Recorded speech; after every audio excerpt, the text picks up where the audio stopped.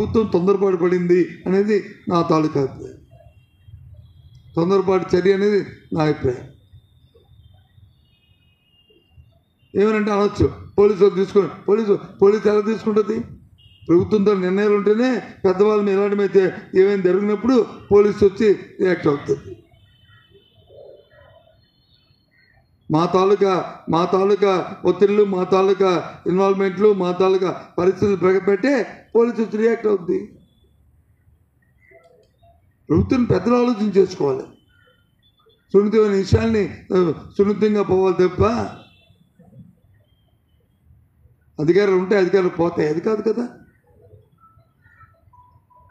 నేనైతే దీన్ని పూర్తిగా ఈ తొందరపాటు చర్య, ఇది తప్పిదనం, ప్రభుత్వం తాలూకా తప్పిదనం, ప్రభుత్వం తొందరపాటు చర్య అనేది నా తాలూకా అభిప్రాయం దీంట్లో.